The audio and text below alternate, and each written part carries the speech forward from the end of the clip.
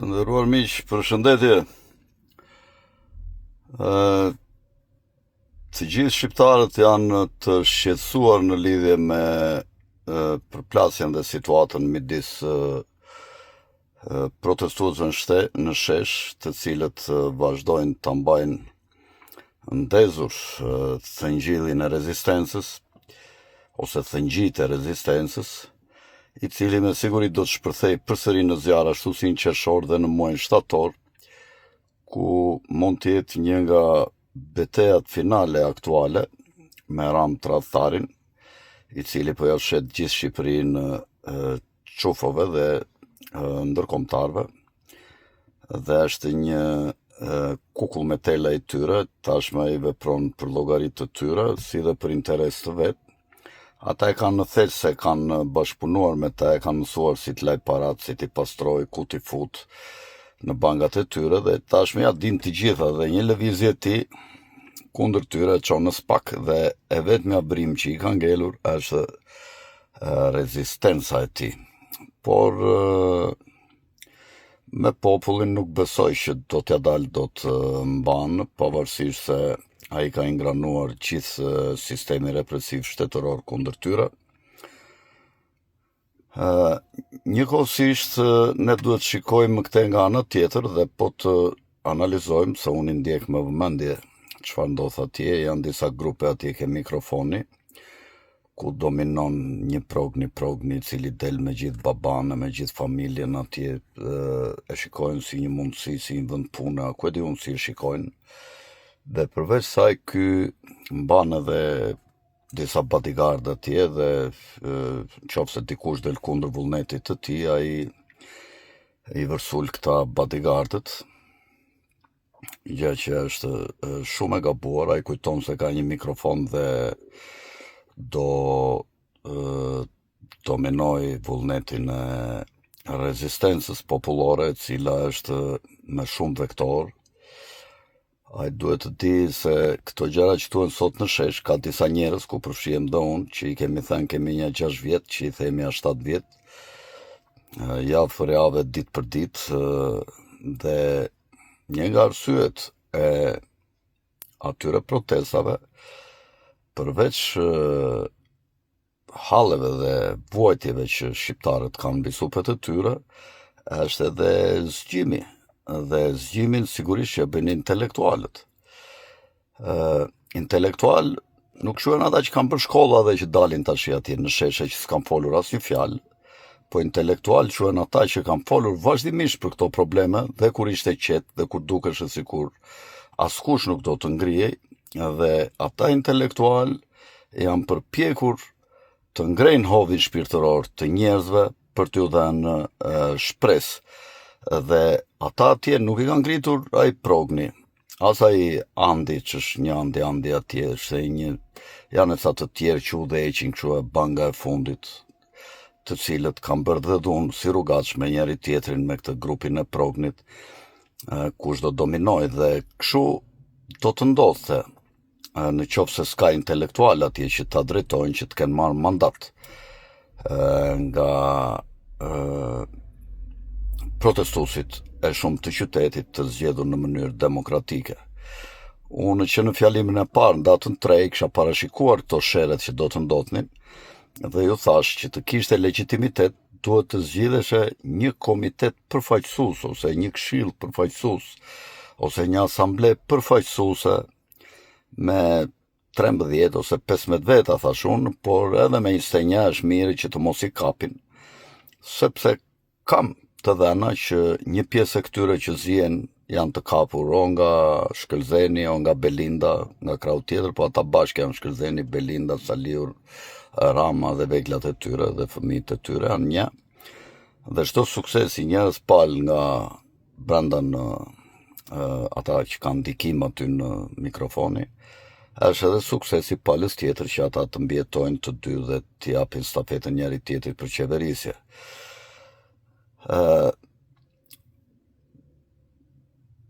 Protesta është një problem të madh nga këta njerëz që duan të kapin protagonizmin aty me çdo lloj mjeti dhe çdo lloj mënyre, me mikrofon, me ca bodyguard, me ca rrugaç, kështu që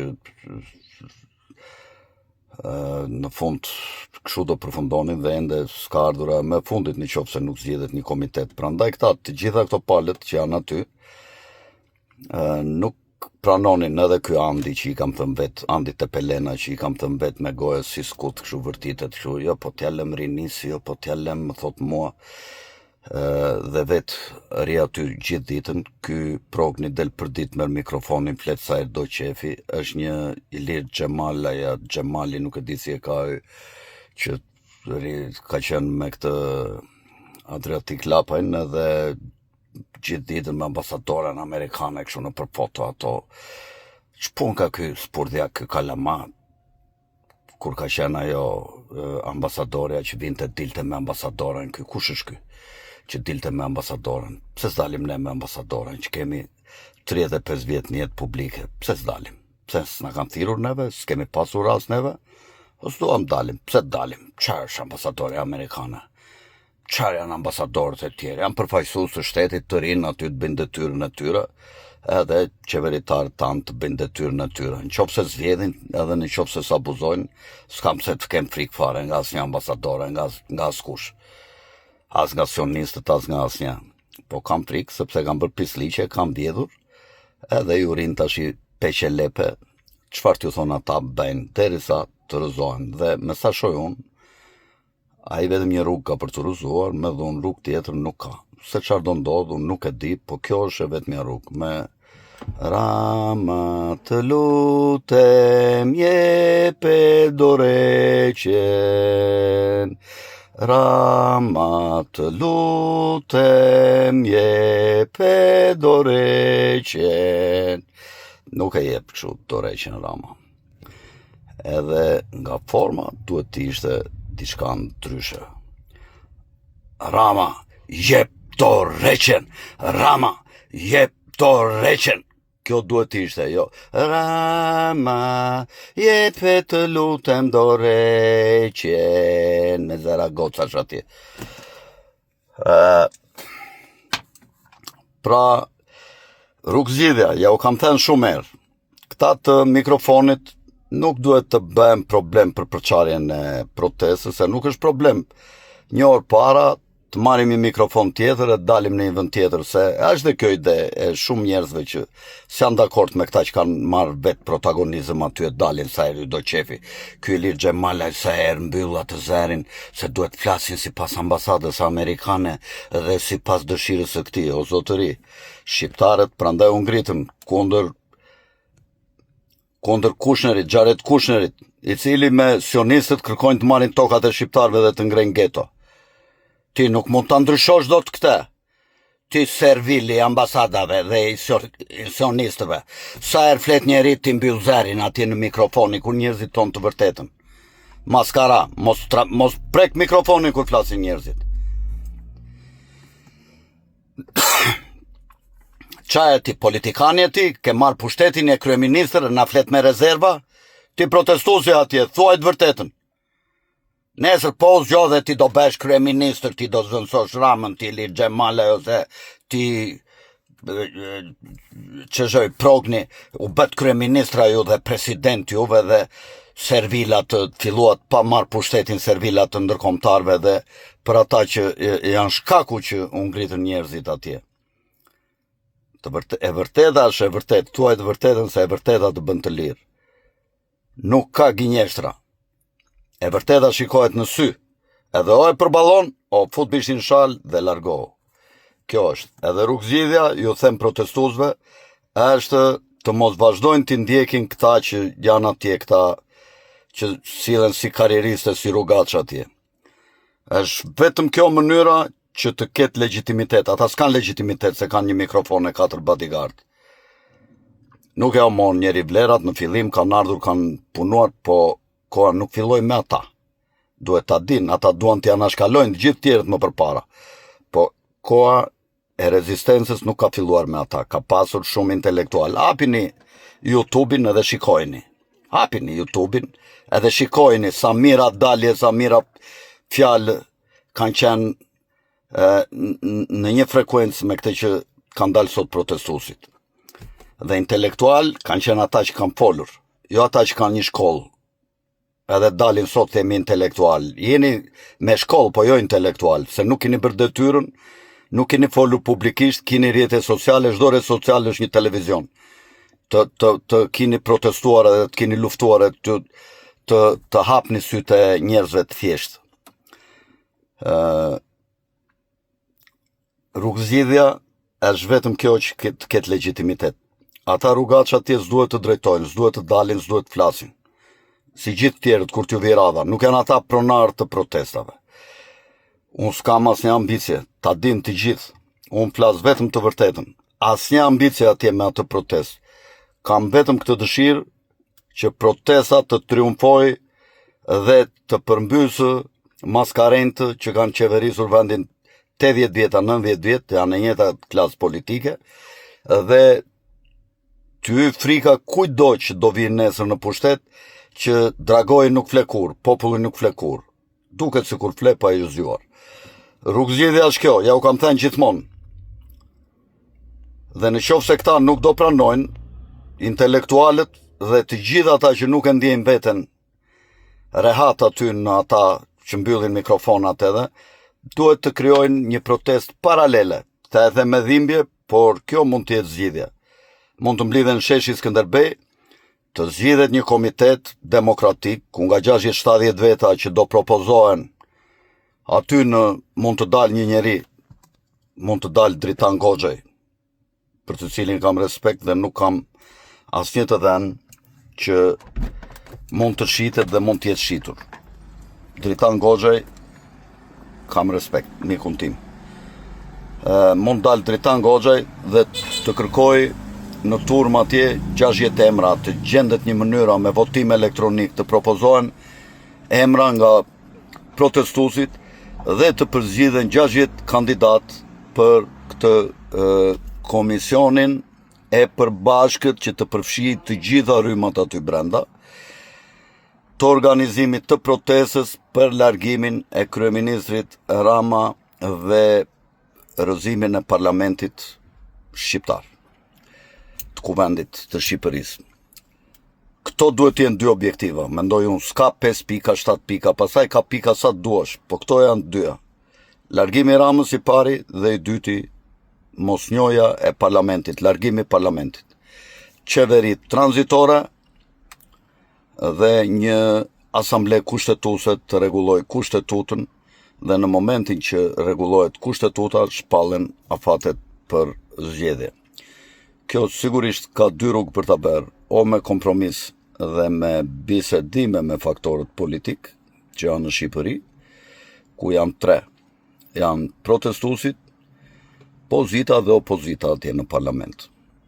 Ata që thonë s'duam të bisedojmë, le ta zgjidhim pasaj me forcë, se ajo është pasaj me gjakderdhje, me luftë civile. Unë s'jam për këta, unë jam për marrëveshje, por kjo marrëveshje duhet të arrihet pasi të largohet Rama, me marrëveshje. Qofse Rama s'largohet, pasaj vendos forca në bulevard dhe nuk e dim se si do të shkoj Rama në këtë rast, është duke futur vendin në kaos dhe në konflikt.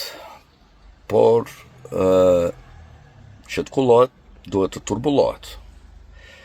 Jo gjithmonë nga konfliktet vjen një keqe më madhe, ka raste kur përfitimi është shumë i madh se sa e keqja për të cilën është luftuar, fatkeqësisht.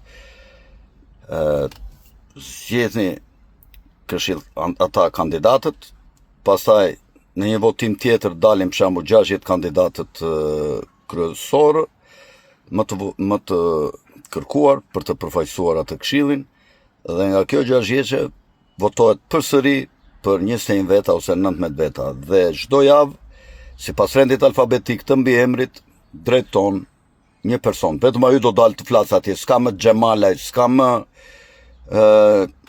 Prognie, çfarë janë këta të tjerët, ai Bangës fundit, ky Andi, ku e diun çfarë janë këta, Andi Tepelena.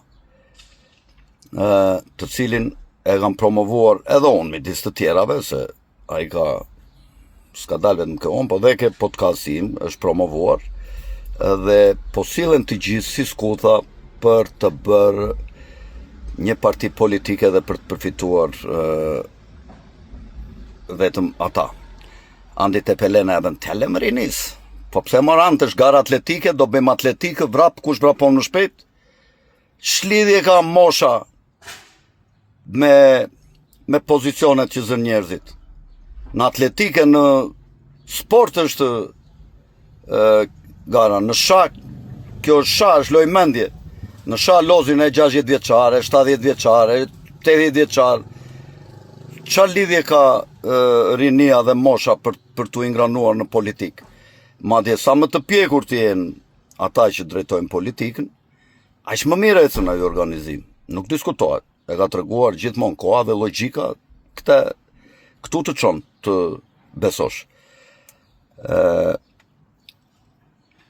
Në qoftë se këta do vazhdojnë në kështu, të dalin sa herë do qefi e të marrin protagonizëm atje pa mandat, se kanë një mikrofona kemi sa duash, neve mikrofona e kemi zanatin.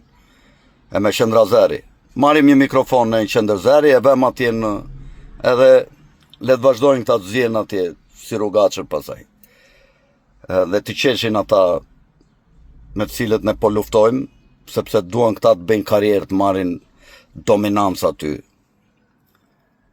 Askush nuk e vetë poshtë atë pjesë marrin në tyre, sigurisht, edhe sakrificat që kanë bërë, nuk diskutohet, kanë gjithë të drejtën të kandidojnë si gjithë tjerët në atë komisionin, dhe ky komision do drejtoj dhe do ballafaqohet në çdo rast dhe do ketë autoritetin që të drejtoj gjithë protestën, dhe ky grupi që do zgjidhet do riorganizuar nëpërmjet rrjeteve sociale, nuk e di si do jetë online gjithmonë në një grup të vogël, ku do marrin vendime për çdo gjë, qysh para protestës, dhe personi që drejton një javë protestën do dalë dhe do thotë komisioni ka vendosur për këtë gjë kështu, ka vendosur për këtë gjë kështu, dhe ky është vetëm një zëdhënës një javor. Dhe drejtues një javor është dhe autoriteti një javor, të cilit i drejtojnë të gjithë faktorët politik të cilët duan të negociojnë me protestën. Mundet Rama të kërkojnë nesër të jap dorëheqje. Kuj do t'i drejtohet? Kuj do t'ja drejtojë dorëheqjen? Se do dorëhiqet për shkak të protestës. Do vjet mbaj fjalim aty ke protestuesit? Jo. Do thres ata 21 vetat, do t'i dërgojë një letër, një shkresë atij që e drejton atë javë, dhe ky pastaj vendos se çfarë do bëj. Mund të vënë 5 veta, mund të vënë 21 veta, edhe të saktojnë se si të ecin institucionet shqiptare nëse Rama jep dorëheqjen. Në shtator duhet të mblidhemi të gjithë fuqishëm. Tili Xhemalajt i them mos mbyll zërat kur flasin njerëzit. Aty është protestë popullore, nuk është parti politike që mund të jap probleme zotit Xhemalaj. Ai nuk mundet dot të drejtoj narrativën e lumit të popullit. Aty është lum populli, mund të flitet dhe gabim edhe nuk ka asnjë problem. Kur merr mandat përfaqësimi, pasaj vazhdo linjën e atyre që të kanë mandatuar. Po jo të vendosësh ti se si do jetë narrativa dhe të mbyllësh zërin e të dalësh ti sa herë duash atje, flisni kështu e flisni ashtu. Jo, zotëri. Protesta është ajo që ka qenë. Shqipëria e shqiptarëve, vdekje tradhtarëve. Shqipëria nuk është në shitje. Këto janë parullat e protestës dhe këto do të vazhdojnë të jenë. Dhe gjithë qëllimi është të mbahet rinia këtu, këto korporatat të paguajnë çmime më të larta dhe të largohen të huajt që kanë ardhur këtu për të punuar, që punojnë me çmime të ulta për të pasuruar këto korporatat shqiptare, këto kompanitë e mëdha të biznesit, të paguajnë me 300-400 euro. Jo, do paguajnë këtu shqiptar, do t'i rregulloj tregu i punës. 700, 800, 900, 1000 euro. do paguajnë shqiptarët 2.000 euro, në vende ndryshme pune, do paguajnë shqiptarët, jo tuajt me pak lek. Tuajt do ikin atje në vend tyre, qofse vjen një qeveri, jo si kjo që kërkon ky Xhemale që vërtitet ky servilose këtyre ambasadave, që tashi pa marrë pushtet ky, po të bëhet ky kryeministër bëhet më keq se Rama. Njerëz, këto fjalë ja u thot një njeri që ka dhënë kontribut prej vitesh për këtë çështje dhe do vazhdoj të jap, dhe që nuk kam asnjë aspirat që të kem ndonjë antarësim, ndonjë parti politike, ndonjë çfarë mund të bëhet aty, ndonjë kandidim për deputete, jo. Të më thonë sot shko, nuk dua, s'kam qef. Jam mirë këtu ku jam, ku them kam fjalën e lirë dhe them mendimet e mia. Nuk mi thotë s'më detyron kryetari i partisë ose dikush tjetër një ambasada, nuk e di që të flas ndryshe nga ato që mendoj. Jam rehat këtu me lirinë time. Tunk tunk.